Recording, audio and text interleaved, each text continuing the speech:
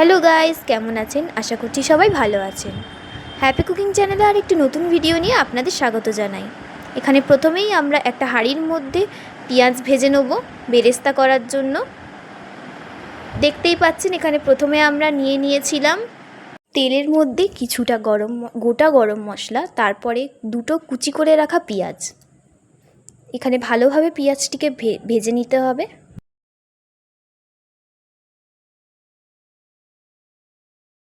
এখানে পেঁয়াজটি মুচমুচে করে ভেজে নেওয়ার জন্য একটু বেশি করে 2 চামচ লবণ দিয়ে নিলাম।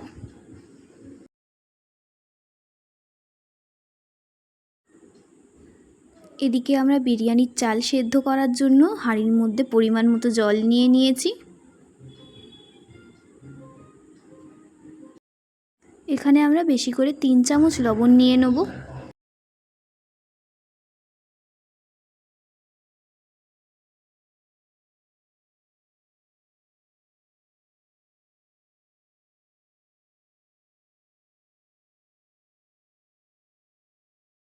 এখানে আমাদের পেঁয়াজ ভাজাটি হয়ে গেছে। এবার আমরা প্রেসার কুকারে এটা তুলে নেব।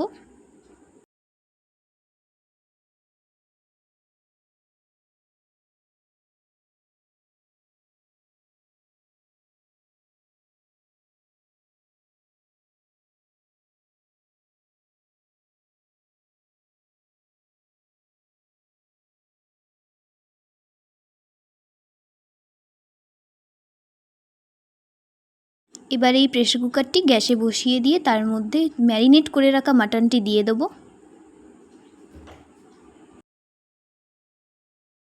আপনারা যদি এই ধরনের ভিডিও আরও দেখতে চান তবে প্লিজ আমাদের চ্যানেলটি সাবস্ক্রাইব করে নেবেন এবং পাশে থাকা বেল আইকনটি প্রেস করে দেবেন এবং তার সাথে লাইক কমেন্ট করা ভুলবেন না এবং কে কোথা থেকে বলছেন প্লিজ কমেন্ট করে বলে জানাবেন আমাকে।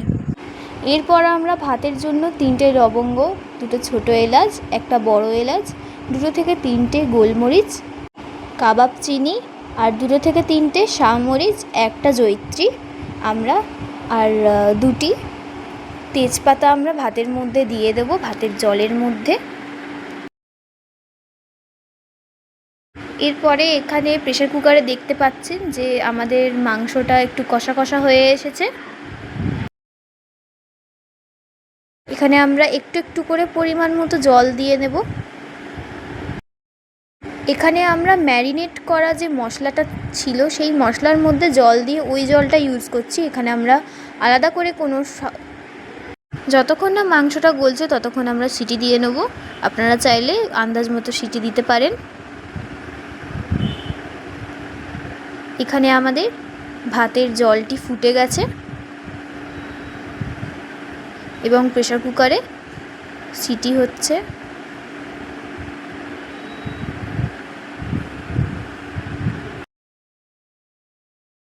যেহেতু আমাদের ভাতের জলটি ফুটে গেছে এর উপরে আমরা চালটা দিয়ে দেব।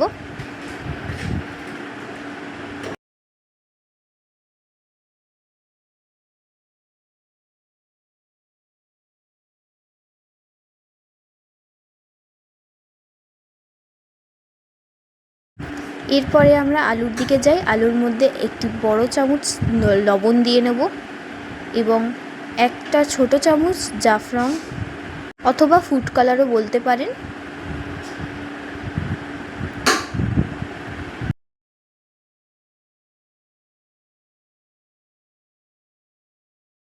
এখানে আমরা হাঁড়ির মধ্যে পরিমাণ মতো তেল দিয়ে দেবো। তেলটি গরম হয়ে গেলে ওই তেলের মধ্যে আমরা এক এক করে আলু ছাড়তে থাকবো।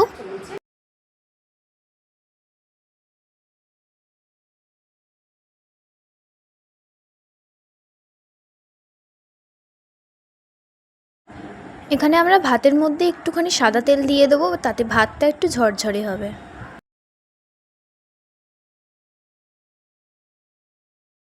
এখানে আমরা ভাতের মধ্যে 1 ফোঁটা মিঠা আতর এবং কিছুটা গোলাপ জল দিয়ে দেবো, তাতে ভাতের গন্ধটাও সুন্দর হবে।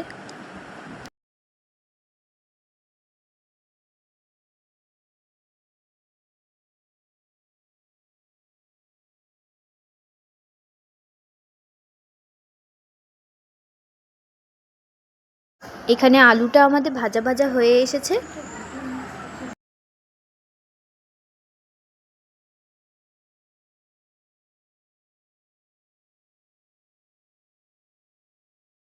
এখানে আমাদের ভাতটি হয়ে গেছে, ভাতটি আমরা জল ঝরিয়ে রেখে দিয়েছি। যদি দেখেন ভাতের চালগুলি লম্বা হয়ে দাঁড়িয়ে আছে, তাহলে বুঝে নেবেন ভাতের চালগুলি একদম পারফেক্ট হয়েছে। এখানে আলুগুলি আমাদের ভাজা হয়ে গেছে, এবার আমরা একটা একটা করে তুলে নেব। এখানে আমাদের মাংস রান্নাটি হয়ে গেছে। এই মাংসের মধ্যে আমরা ওই আলুগুলি ঢেলে দেবো, মাংসগুলো তুলে আলাদা রেখে দেবো।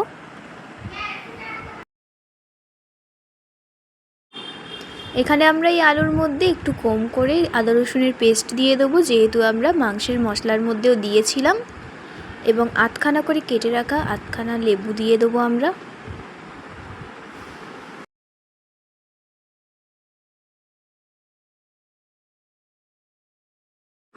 এখানে আমরা 4টের মতো আলু বোখরা দিয়ে দিচ্ছি।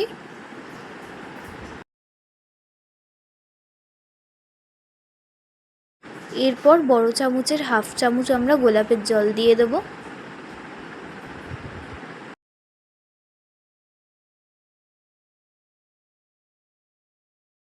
এবং এরপরে আমরা এখানে খুবই সামান্য পরিমাণে মিঠা আতর দিয়ে দেবো, যাতে গন্ধটা ভালো আসবে।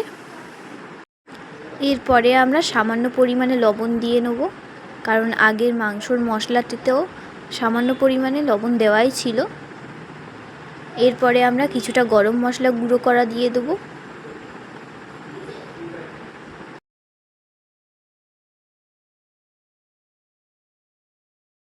এবারে আমরা মশলাটিকে ভালোভাবে মিক্স করে নেব এবং প্রেসার কুকারটি বন্ধ করে দিয়ে গ্যাসটাকে মিডিয়াম টু লো ফ্লেমে রেখে আমরা 2টো সিটি মেরে নেব। এবং এরপরে আমরা দুধটাকে প্রিপারেশন করে দমে দিয়ে দেবো। এর মধ্যে আমরা দেব একদম সামান্য পরিমাণে মিঠা আতর, 1 ফোঁটা হলে 1 ফোঁটাই দিয়ে দেবেন। এরপরে আমরা সামান্য পরিমাণে ফুড কালার দিয়ে দেবো। তারপরে দেবো সামান্য পরিমাণে একদম একটা ছোট চামচের হাফ চামচ গরম মশলা।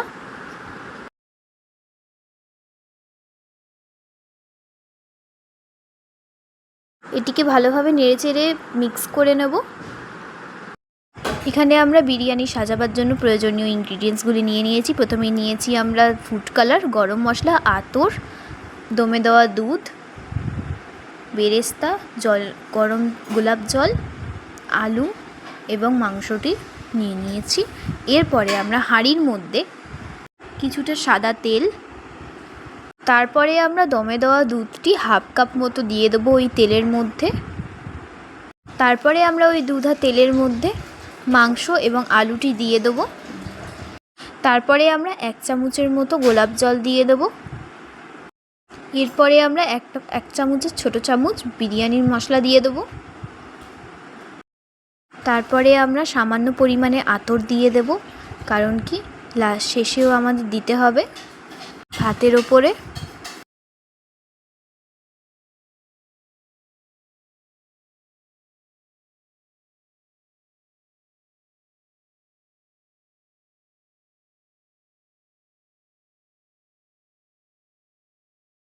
বাড়িতে যদি আপনাদের ঘি থাকে, ঘিটা অবশ্যই দেবেন, ভুলবেন না। এরপরে আমরা আলুর মশলাগুলি দিয়ে দেবো ওপরে সবশেষে। তার উপরে আমরা ভাতগুলি ঢেলে দেবো অর্ধেকটা।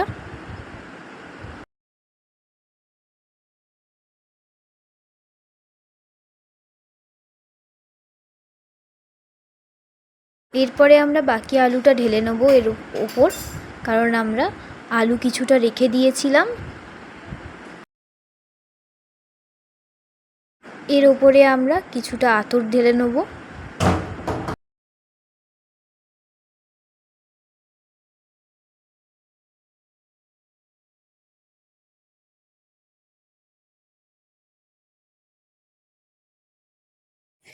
এরপরে আমরা বাকি দম দেওয়া দুধটা দিয়ে দেবো। তারপরে আমাদের যতটা ভাত ছিল বেঁচে সেগুলি পরপর দিয়ে দেবো। তার উপরে আমরা পেঁয়াজ বেরেস্তাটা দিয়ে দেবো।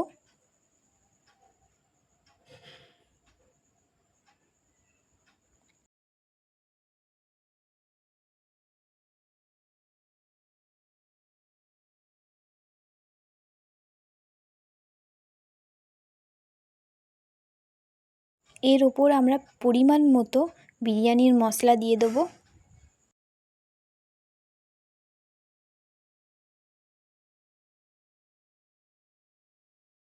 এর উপর আমরা পরিমাণ মতো গোলাপ জল দিয়ে দেবো।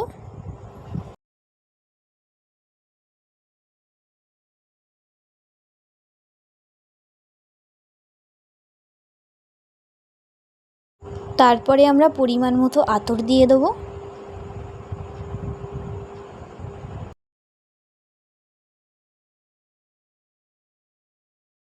এরপরে একটু একটু করে দমে দেওয়া দুধটা দিয়ে দেবো।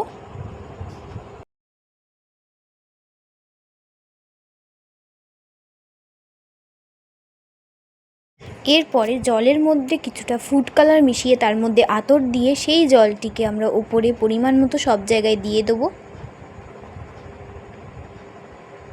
তার উপরে আমরা সাদা তেল দিয়ে দেবো গরম করা।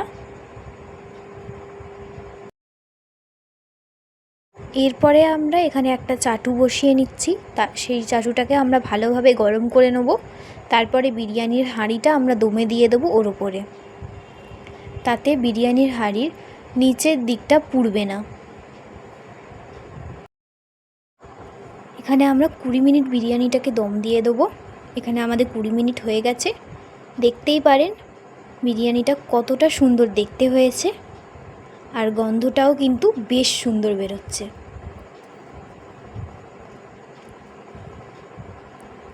এরপরে বিরিয়ানি গরম গরম পরিবেশন করে খাওয়ার জন্য রেডি।